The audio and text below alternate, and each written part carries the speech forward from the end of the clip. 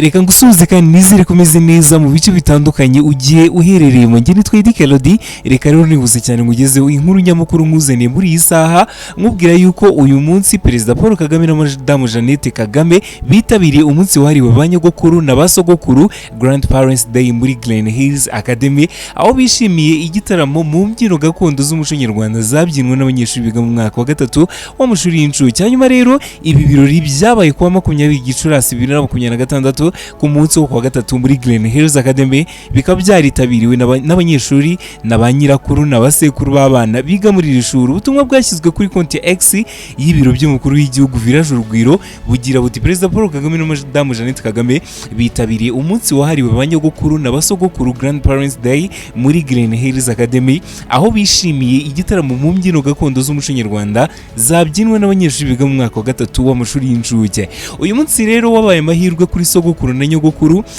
cyangwa se basogokuru na banyogokuru, akaba ari amahirwe yo kwizihiza umuco nyarwanda hamwe n'abuzukuru babo. Uyu munsi wahariwe basogokuru na banyogokuru wizihizwa hagamijwe kubaha icyubahiro no kubashimira umusanzu batanga mu kubaka umuryango wabo na sosiyete muri rusange. Muri Amerika rero naho uyu munsi naho urizihizwa, dore yuko wizihizwa muri Nzeri buri mwaka, ariko rero mu bindi bihugu bo bahitamo itariki ibanogeye. Igice kinini bakishimira urukundo, ubumenyi n'inama bahabwa na banyirakuru na basekuru. Uyu munsi rero uburyo bwose wizihizwa, abafite basekuru cyangwa se banyirakuru bakajya kubasura, bakabohereza impano, bagategura umusangiro n'umuryango wose. Naho rero ku mashuri bagategura ibirori aho abana bashimisha basekuru na banyirakuru. Ntabwo ari aya makuru gusa, amakuru arimo kugenda avugwa ni menshi, ariko rero by'umwihariko ku ruhande rw'u Rwanda, reka izi nkuru nyamukuru nzikomereze kuri iyi nkuru irimo igenda ivugwa cyane. Mbanza mbere na mbere yuko ninjira muri iyi nkuru, reka mbanze nifurize intsinzi cyangwa se enjoyment bantu mufana Arsenal, abantu mwatsinze rwose murimo muserebura igikombe. Reka mbabwire ni rwose mukomeze muryoherwe, n'ibyishimo cyane burya bwose iyo wigiye mubaza mukina muvuga muti rwose Imana nidufashe igikombe kibi cyacu, mukaba mwabigezeho, dore yuko rwose nta kabuza.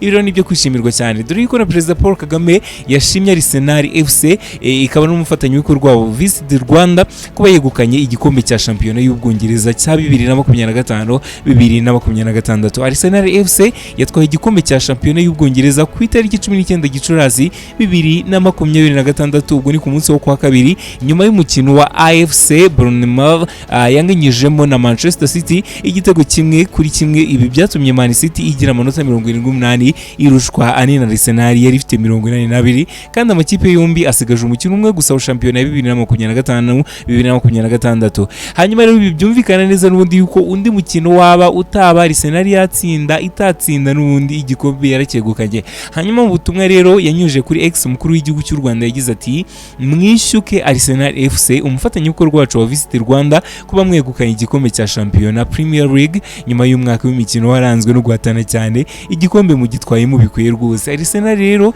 yaherukaga iki gikombe mu mwaka w'imikino wa 2003 2004. Iki gihe rero ikaba yaragitwaye idatsinzwe umukino n'umwe, ni cya kane kandi itwaye kuva shampiyona yitwa Premier League, dore yuko yatwaye n'icyo mu 1997 no muri 1998 no mu 2001 2002. Muri rusange yatwaye ibikombe bya shampiyona cyangwa se Champions League inshuro 14. Yes, hanyuma rero nyikomeza kuri aya makuru, reka mubwire yuko Arsenal y'uburyo bwose ifitanye ubufatanye n'u Rwanda kuva mu 2018, aho yamamaza ubukerarugendo bw'u Rwanda binyuze mu kwambara Visit Rwanda ku kaboko no kuri stade yayo, kandi abakinnyi bayo bagiye basura u Rwanda mu bihe bitandukanye. Gusa ubufatanye buzarangirana n'uyu mwaka w'imikino wa 2025 2026, aho izasoza Premier League yakirwa na Crystal Palace ku cyumweru guhera saa 11 za nimugoroba. Urugendo rwo kurushaho kwandika amateka ruzakomereza ku mukino Arsenal ifitanye na Paris Saint-Germain muri UEFA Champions League, mu gihe yawutsinda ikaba ari ubwa mbere yaba yegukanye iki gikombe. Reka mbifurize amahirwe masa abakunzi ba Arsenal, mukomeze kunogerwa n'igikombe rwose, mukomeze kucyenjoyinga, ariko nanone muzirikana ko kwenjoyinga bidakuraho imirimo, kwenjoyinga bidakuraho ibikorwa bisanzwe umuntu aba agomba gukora bya buri munsi. Nabwo ari izi nkuru gusa nkuzaniye, reka ninyarukire nkubwire yuko u Rwanda nanone rugeze kure urugendo rwo gushaka uburyo rwakwifashisha ingufu za nucleaire mu bikorwa bitandukanye bigamije iterambere. Guverinoma y'u Rwanda rero igaragaza ko igihugu gikeneye gutunganya ingufu z'amashanyarazi amashanyarazi za megawati zirenga 5,000 zivuye kuri megawati 406 zihari ubu ngubu. Kugira ngo rero ibyo ngibyo bishoboke, yafashe icyemezo cyo kubaka uruganda ruto rutunganya ingufu za nuclear small modular reactor kuko arizo zafasha kugera kuri iyo ntego. Impamvu rero nuko izi ngufu zishobora kuboneka bigizwemo uruhare n'ingano nke y'ibikenewe uranium ugereranyije n'ubundi buryo butanga amashanyarazi nka nyiramugengere nakomoka ku ngomero z'amazi. Kugira ngo haboneka amashanyarazi rero ya nuclear, bafata uranium bakayitunganya intima atome zayo zikitandukanya ku buryo zitanga ubushyuhe, ibizwi mu gifaransa nka vision nucléaire. Iyo rero imaze gutanga ubushyuhe nibwo bifashisha bagashyushya amazi akavamo umwuka akaba ari wo bayobora mu mashini ugatanga amashanyarazi. Ngayo nguko rero ni birebire cyane uyu mushinga tuzawugarukaho ku buryo burambuye,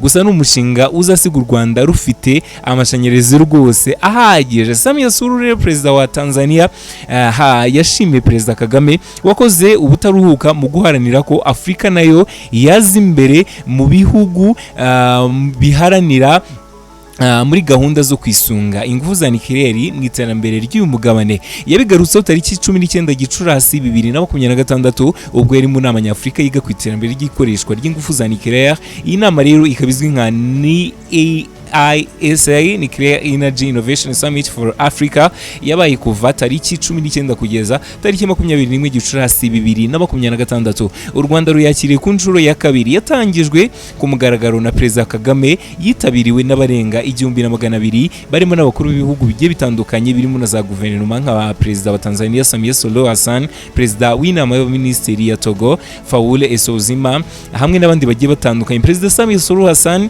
yashimye perezida Kagame waharaniye ko izi ngufu zikoreshwa hagamijwe amahoro mu gihe umugabane ari wo wasigaye inyuma muri uru rwego. Afurika y'Epfo rero nicyo gihugu rukumbi gikoresha ingufu za nuclear muri Afurika. Iki gihugu rero kikaba gifite uruganda rutunganya amashanyarazi akomoka kuri izi ngufu ruzwi nka Koeberg Nuclear Power Station, ruri mu birometero nka 30 uvuye mu mujyi wa Cape Town. Uruganda rero rufite ubushobozi bwo gutunganya gigawatt zigera ku 1,400 z'amashanyarazi, mu gihe ibindi bihugu byo ari bwo biri gutegura iyi gahunda. Misiri nayo irarimbanyije mu kubaka uruganda rutunganya amashanyarazi akomoka kuri izi ngufu, irimo kubaka uruganda ruzwi nka El Daba mu majyaruguru y'uburengerazuba.